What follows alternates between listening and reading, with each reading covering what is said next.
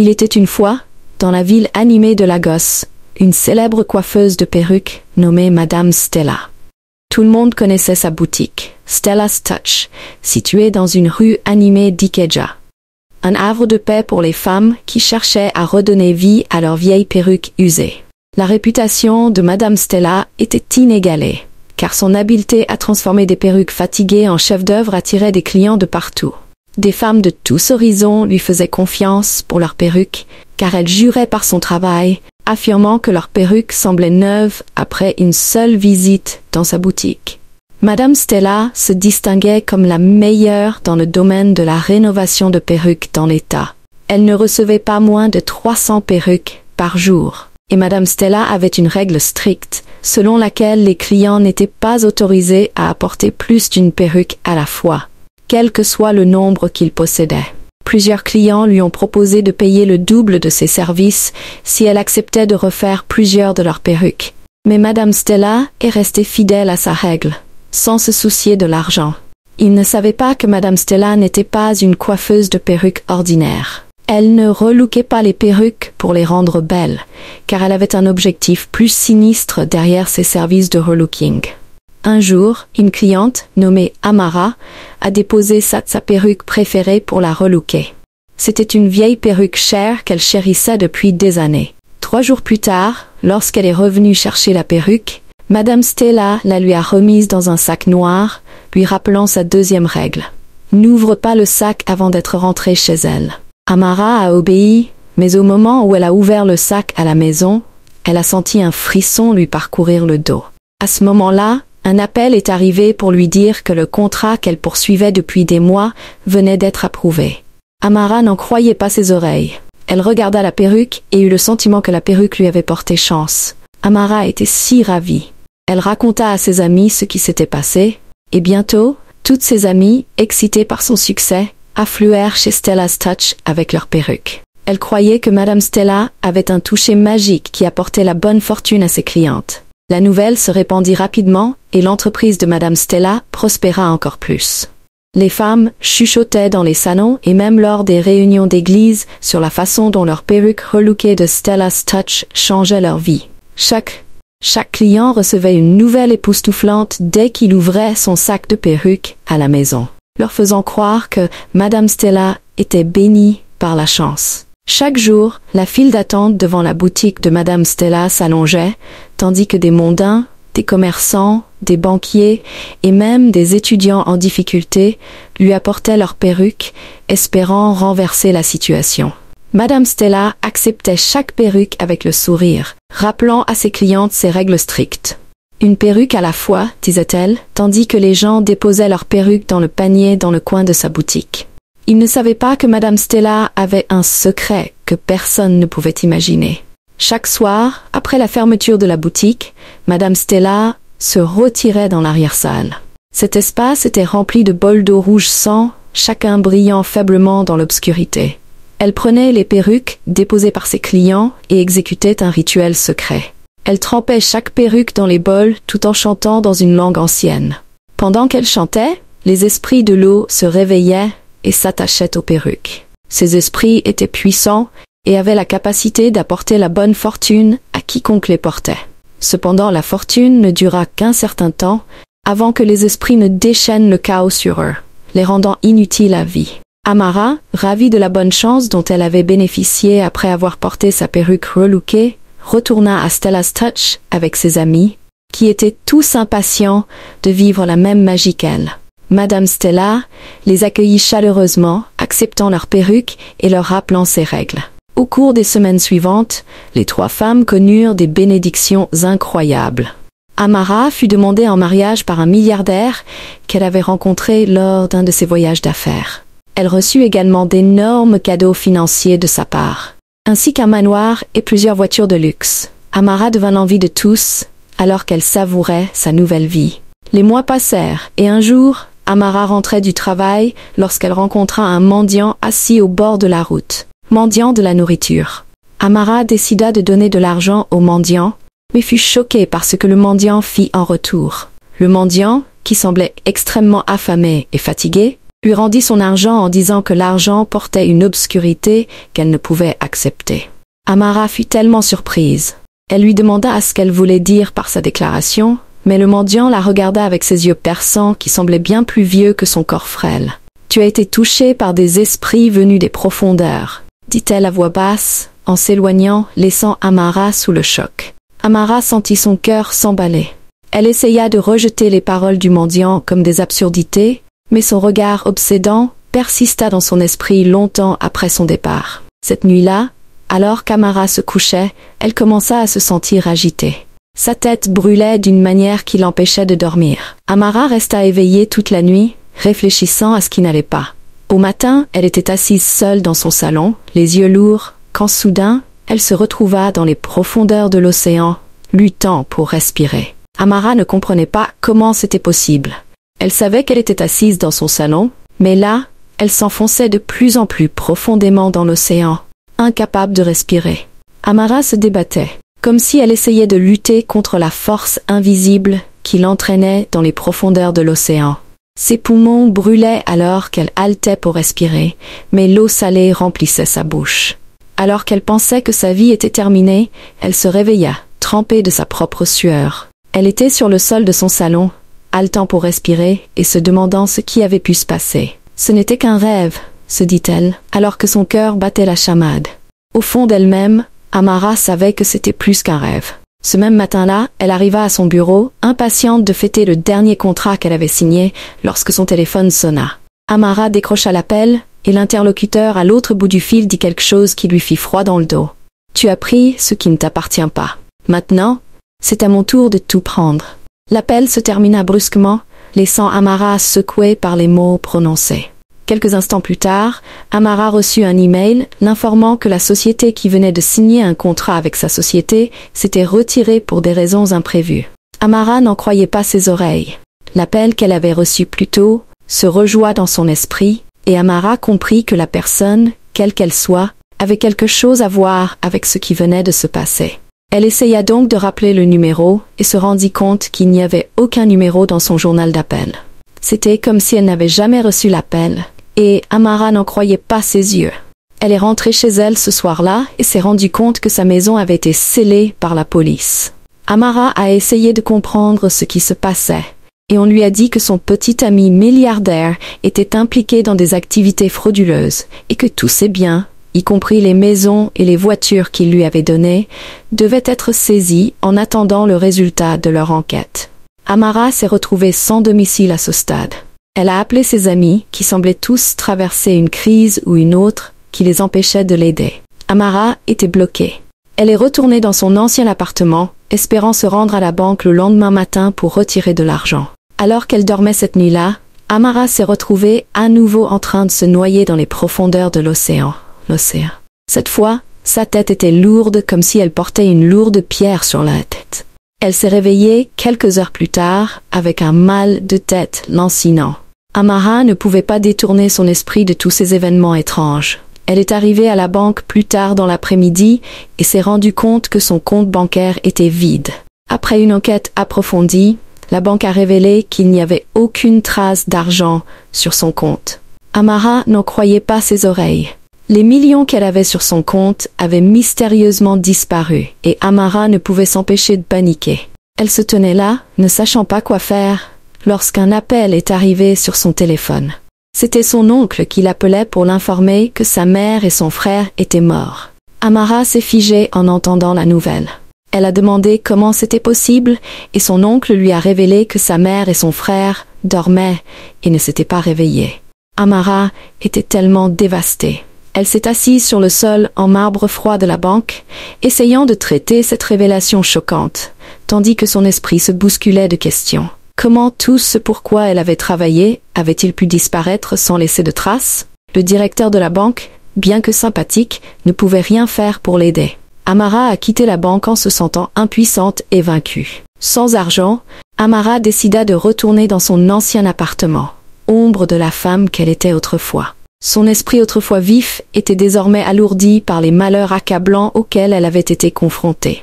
Elle avait tout perdu et ne pouvait pas croire à quelle vitesse Les choses s'étaient effondrées après avoir atteint un tel niveau de succès. Amara commença à penser aux paroles du mendiant et aux rêves qu'elle avait faits. Elle réalisa que tout avait commencé à s'effondrer après avoir récupéré sa perruque auprès de Madame Stella. Elle était déconcertée de voir comment quelque chose qui semblait autrefois lui apporter une fortune incroyable était maintenant devenu la racine de sa plus profonde misère. Amara resta assise en silence, reconstituant la chaîne des événements. Les mots obsédants du mendiant commencèrent à résonner dans son esprit. Tu as été touché par des esprits des profondeurs. Amara savait à ce moment-là que sa fortune était trop belle pour être vraie. Et maintenant elle en payait le prix. Déterminée à découvrir la vérité, Amara décida d'affronter Madame Stella. Elle est arrivée au magasin tard dans la nuit et a trouvé son chemin à travers une fenêtre ouverte à l'arrière. Amara se dirigea tranquillement vers le magasin silencieux. Ses yeux aperçurent la porte au bout du couloir et Amara décida de vérifier ce qu'il y avait derrière la porte. Elle s'approcha de la porte et réalisa qu'elle était légèrement ouverte. Alors Amara jeta un œil à travers la porte et vit quelque chose qui lui fit froid dans le dos. Amara vit des perruques flottant dans d'énormes bols remplis de sang qui semblaient pulser. Madame Stella se tenait au centre de la pièce, les mains levées, tandis qu'elle chantait dans une langue étrange. L'eau dans les bols bouillonnait et sifflait, tandis que des ombres maléfiques émergeaient des bols et étaient absorbées par les perruques. Amara se figea, son cœur battant. Elle comprit enfin l'horrible vérité, que Madame Stella utilisait la magie noire pour lier les esprits maléfiques aux perruques. Ces esprits accordaient une fortune temporaire, mais exigeaient un prix élevé, qui était la souffrance et la destruction. Amara se précipita hors du magasin, terrifiée par ce qu'elle avait vu. Elle ne pouvait pas risquer de se faire prendre, et savait qu'elle devait trouver un moyen de démasquer Madame Stella. Pendant ce temps, Madame Stella continuait à rénover des milliers de perruques, en attachant des esprits aquatiques à chaque perruque sur laquelle elle travaillait. Un après-midi, une étudiante universitaire, nommée Anne Coley, est venue au magasin de Madame Stella avec son amie Deola pour récupérer sa perruque. Elle était si excitée de vivre enfin la fortune dont tout le monde avait parlé avec enthousiasme. Sa meilleure amie Deola se tenait là et regardait Madame Stella remettre la perruque à Anne Coley, lui rappelant la règle de ne pas ouvrir la perruque avant d'être rentrée chez elle. Deola trouvait cette règle étrange et ne pouvait s'empêcher d'exprimer ses inquiétudes. Pourquoi doit-elle avoir des règles pour tout? N'avez-vous pas payé pour son service? Pourquoi doit-elle dicter où et quand vous ouvrez votre propre perruque? Elle a demandé à Anne Coley, qui a balayé ses inquiétudes comme inutiles. Et si la perruque ne t'appartenait pas? Demanda-t-elle à Anne Coley, qui décida d'enfreindre la règle et d'ouvrir le sac de perruques devant le magasin de Madame Stella. Aussitôt qu'elle ouvrit le sac, Deola vit Anne Coley se transformer en un étrange poisson sous ses yeux. Elle hurla de terreur, alors que les gens se rassemblaient devant le magasin, choqués par ce qu'ils voyaient. Anne Coley était maintenant un poisson, et Deola savait que cela avait quelque chose à voir avec la perruque. Madame Stella se précipita hors de son magasin en faisant semblant de ne pas savoir qui était Deola et de quoi elle parlait.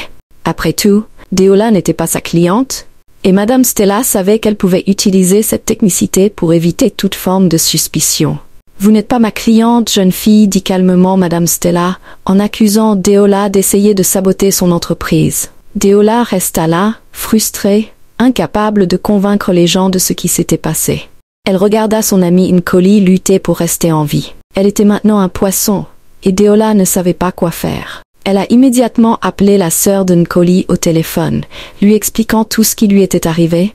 Mais avant que la sœur d'Anne Coley n'arrive sur les lieux, Anne Coley avait déjà arrêté de bouger. Le poisson était mort, et la sœur d'Anne Coley, Olushi, ne pouvait pas croire que le poisson mort était sa sœur. Elle a fondu en larmes, tenant le poisson sans vie dans ses mains. « Ce n'est pas vrai !» a murmuré Olushi. « Il doit y avoir un moyen de régler ça. » A-t-elle dit alors que la foule grandissait, les gens murmurant et les pointant du doigt.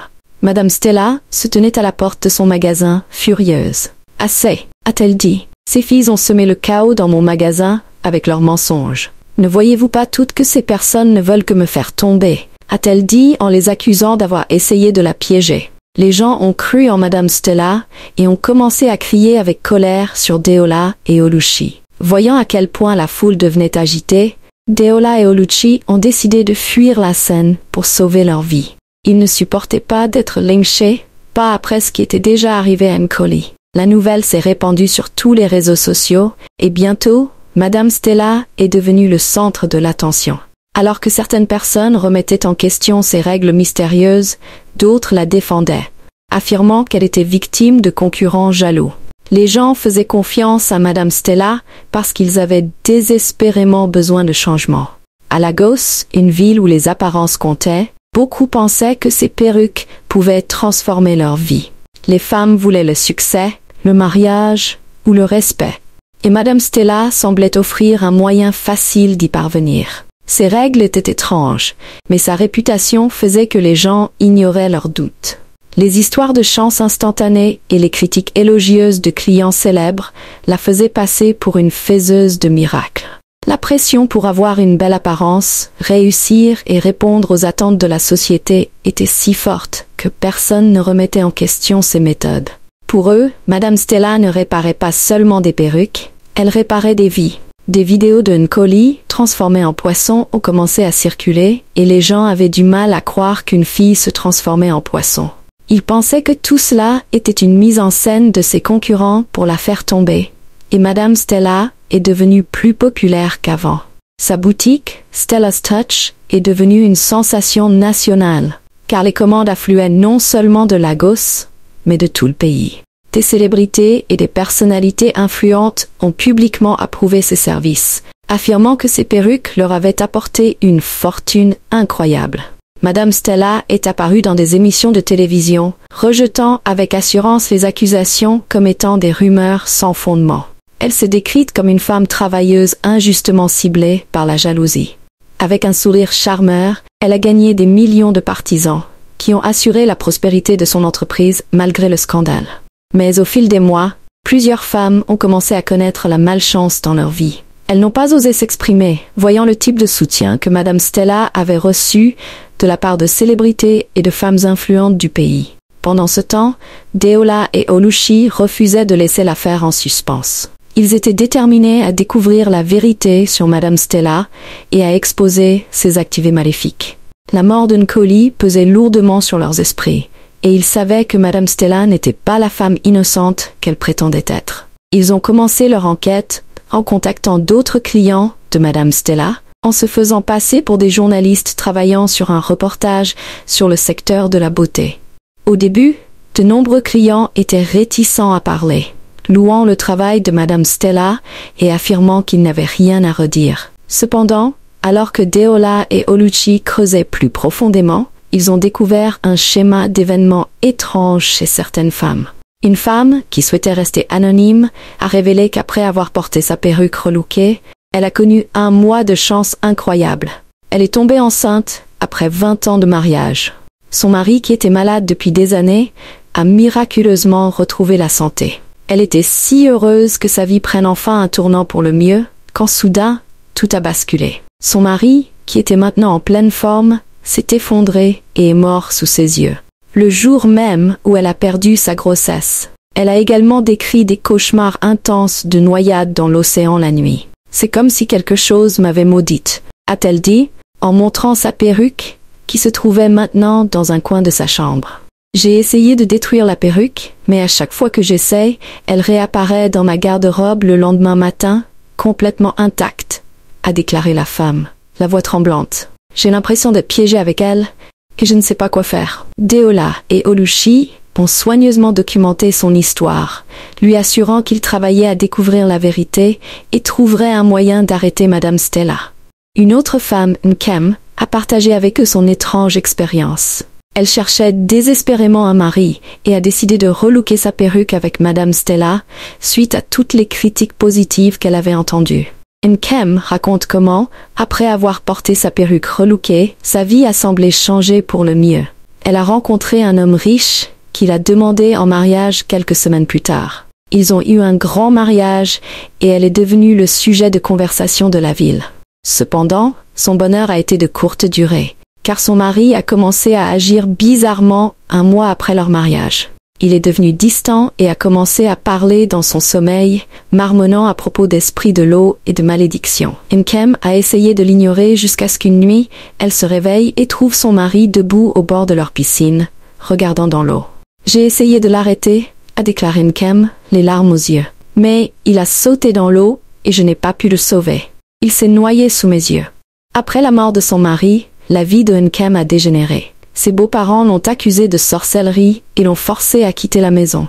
Elle s'est retrouvée sans abri, avec rien d'autre que sa perruque relookée, dont elle ne semblait pas pouvoir se débarrasser.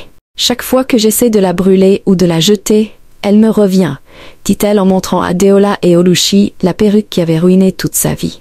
Deola et Oluchi ont documenté l'histoire de Nkem aux côtés des autres, de plus en plus déterminées à dénoncer Madame Stella.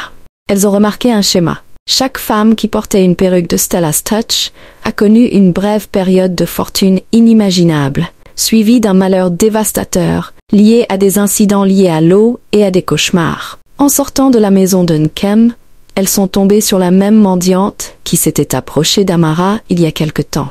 La mendiante, reconnaissant qui elles étaient, les a arrêtées pour leur raconter son histoire. Elle a été la première cliente à qui Madame Stella a ruiné la vie et l'a transformée en mendiante. Depuis des années, elle cherche un moyen de détruire Madame Stella, connaissant le genre de pouvoir qu'elle possède. La pauvre mendiante leur révéla qu'elle était autrefois une femme très riche, possédant des affaires à la fois locales et internationales. Madame Stella l'a approchée un jour au centre commercial, prétendant être coiffeuse. Elle l'a suppliée de lui donner un essai, promettant de transformer sa perruque en un chef-d'œuvre. Elle accepta, voyant dans l'insistance de Madame Stella un signe de désespoir sincère pour le travail. Quelques jours plus tard, elle récupéra sa perruque dans la boutique de Madame Stella. Comme tout le monde, elle connut une vague de fortune incroyable. Ses affaires prospérèrent au-delà de ses rêves les plus fous, et elle s'étendit sur des marchés qu'elle n'avait jamais envisagés auparavant. Mais bientôt, sa vie prit un tournant dévastateur. « Mon fils aîné s'est noyé dans la baignoire une nuit, » dit-elle, la voix tremblante. « Ce fut le début de la fin pour moi. Mes entreprises ont commencé à s'effondrer les unes après les autres. J'ai perdu ma maison, ma famille, tout. C'est ce que je suis devenue, une ombre de ce que j'étais, dit-elle en désignant ses vêtements en lambeaux. Deola et Oluchi écoutèrent attentivement, stupéfaits par la profondeur de sa souffrance. « Mais pourquoi n'as-tu pas parlé plus tôt ?» demanda Oluchi et la femme soupira. « Personne ne me croyait. Madame Stella est protégée par des esprits puissants. Elle a déformé le récit pour devenir une figure aimée. Cependant, j'ai cherché un moyen de l'arrêter pendant toutes ces années, et maintenant je crois que je l'ai trouvé. » Deola et Oluchi ont ouvert les yeux sous le choc, alors qu'ils demandaient comment. La femme leur a alors expliqué que le pouvoir de Madame Stella était lié au bol rouge sang dans sa salle rituelle. Ces bols contenaient des esprits de l'eau. Détruire les bols romprait sa connexion avec les esprits et la rendrait impuissante. Cependant, les esprits ne se laisseraient pas faire sans se battre. Ils protégeraient leur maître à tout prix. Mais quand cela arrivera, je vous dirai à tous les deux ce qu'il faut faire, leur dit-elle, les informant qu'ils devaient mettre un terme à son mal ce soir. Ce sera dangereux, prévint-elle, révélant que c'était le seul moyen de l'arrêter. Deola et Oluchi se regardèrent. Elles étaient terrifiées, mais savaient qu'elles devaient faire tout ce qu'il fallait pour la faire tomber. Quand la nuit est venue, les trois femmes se sont dirigées vers le magasin de Madame Stella. Elles ont attendu que le magasin ferme et se sont faufilées par la porte arrière. En marchant doucement, elles ont entendu un bourdonnement provenant de l'arrière-salle et ont su que Madame Stella accomplissait maintenant ses rituels. Elles se sont approchées de la pièce en silence et ont aperçu Madame Stella, dont les mains étaient maintenant levées alors qu'elle chantait dans une langue étrange. Autour d'elle se trouvaient des bols remplis de perruques flottantes qui leur faisaient froid dans le dos. Le mendiant, voyant à quel point Madame Stella était distraite, s'est précipité vers le plus grand bol au centre de la pièce et a pulvérisé de l'eau bénite dans les bols. Les bols d'eau ont commencé à bouillonner violemment. Des ombres maléfiques ont émergé des bols et se sont précipitées vers elle, ce qui leur a rendu la respiration difficile.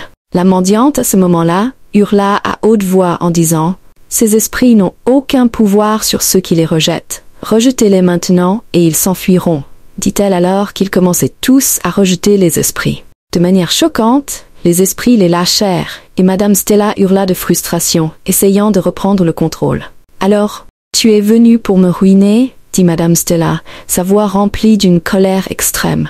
La mendiante lui parla en disant « Tu m'as donné la bonne fortune au début, tout comme tu l'as fait à ces femmes, mais ça n'a pas duré. Tout ce pourquoi j'ai travaillé s'est transformé en cendres. Mon entreprise s'est effondrée, ma famille m'a abandonnée, et je me suis retrouvée sans rien. J'ai été maudite terrée dans les rues, me nourrissant de restes, tandis que tu prospérais grâce à la souffrance des autres. Madame Stella rit moqueusement. Et pourtant, te voilà toujours en vie. Un cafard têtu, accroché à la vie. Personne ne te croira jamais. Ils m'aiment et m'adorent. Pour eux, vous n'êtes rien d'autre que des fauteurs de troubles envoyés pour me faire tomber.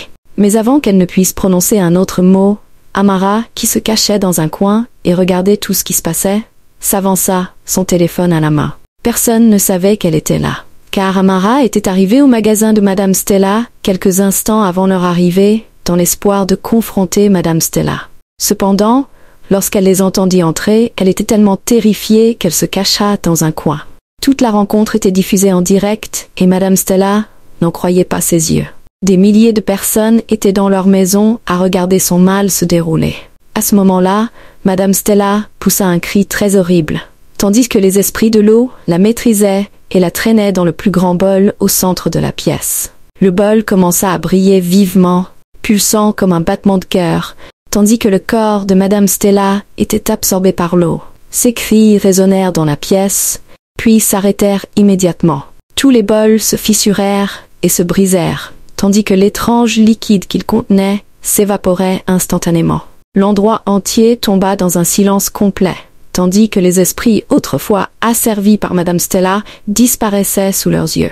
Ce qu'ils ne savaient pas, c'est que les esprits de l'eau avaient un pacte avec Madame Stella pour la faire réussir. Cependant, ce pacte était accompagné d'un avertissement. Si jamais ces affaires maléfiques étaient révélées, les esprits de l'eau la réclameraient. Madame Stella pensait qu'elle pourrait garder son entreprise maléfique secrète pour toujours. Ce qu'elle ne savait pas, c'est que rien ne peut rester caché pour toujours. Le mendiant se tourna alors vers Amara et les autres, disant qu'il devait détruire son magasin maléfique pour s'assurer qu'elle ne revienne jamais. Amara hocha la tête, tout en continuant à tenir son téléphone dans sa main. Le live stream était toujours en cours et des milliers de téléspectateurs ont été témoins de tout ce qui s'est passé avec Madame Stella. Ils ont tous quitté le magasin et l'ont incendié, s'assurant de détruire tout le mal qui avait été fait par la méchante Madame Stella. Alors que les flammes engloutissaient Stella's Touch, une foule immense commença à se rassembler, attirée par la diffusion en direct et la nouvelle de la chute de Madame Stella. Les gens chuchotèrent et murmurèrent sous le choc, comprenant enfin la vérité sur le mal caché dans le magasin de perruques de Madame Stella. La mendiante, désormais libérée du tourment qui la tourmentait depuis des années, se tourna vers Deola, Oluchi et Amara pour leur courage. Toutes les femmes qui avaient souffert du malheur ont finalement vu leur fortune restaurée, y compris Amara, dont les affaires ont recommencé à prospérer. Deola et Oluchi ont continué à pleurer la mort d'une Collie qu'elles n'ont jamais revue.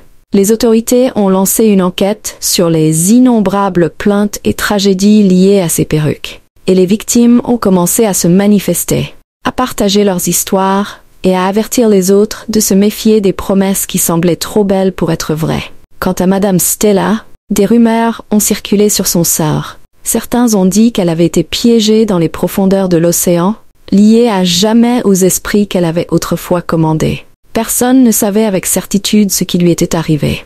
C'est ainsi que les gens ont appris à ne pas faire confiance aux gens avec leurs effets personnels. La leçon à tirer de cette histoire est que les choses ne sont pas toujours ce qu'elles semblent être.